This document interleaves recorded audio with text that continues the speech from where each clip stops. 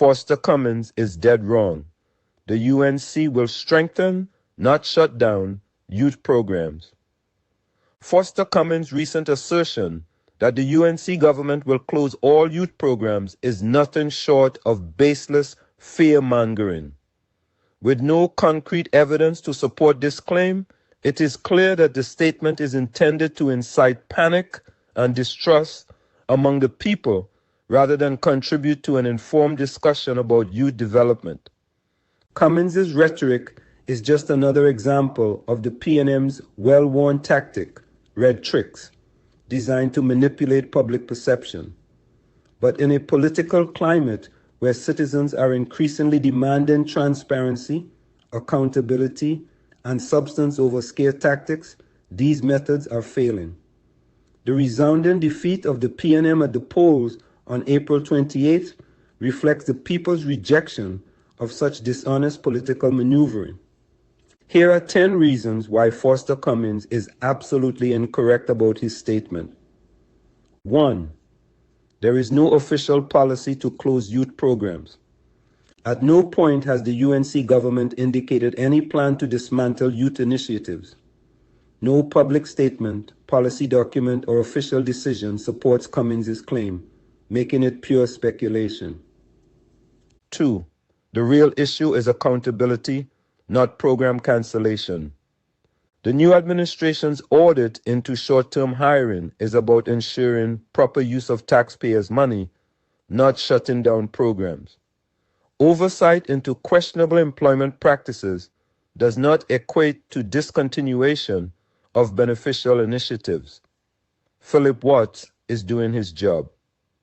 The new Minister of Sport and Youth Affairs, Philip Watts, is acting in the public interest by launching an audit to examine whether funds were used properly. This is what the people voted for: accountability. 3. The PNM's hiring practices were excessive and unsustainable. Employing over 60 individuals on short-term contracts with salaries ranging from $9,000 to $16,000 per month raises serious concerns about spending efficiency. The government's review is about ensuring fairness and proper resource allocation. 4.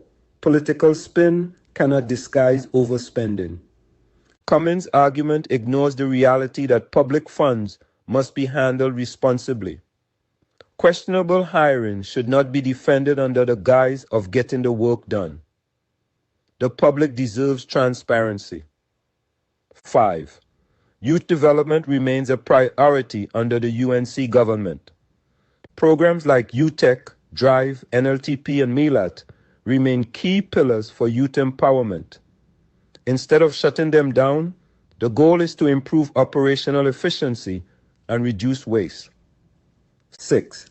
The people have rejected PNM red tricks. Trinidad and Tobago resoundingly voted the PNM out of office on April 28th, signaling that fear-based narratives no longer hold power. Cummings' statement is just another desperate attempt to sow doubt. 7. Fear-mongering is not a substitute for governance. Instead of reflecting on why the PNM lost public confidence, Cummings prefers to spread misinformation to stir up unnecessary fear among youth program beneficiaries. This approach lacks integrity. 8. Political manipulation undermines trust in leadership.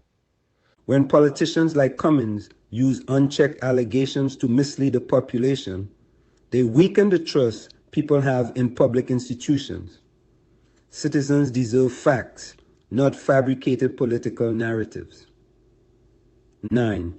The UNC government is focused on efficiency, not destruction.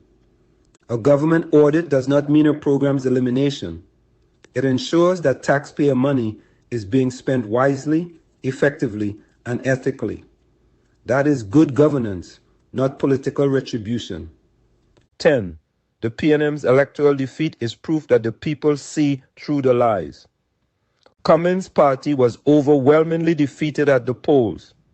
This proves that Trinidadians and Tobagonians see through these tactics and demand truth, accountability, and results, not manufactured panic. The PNM has lost its moral authority.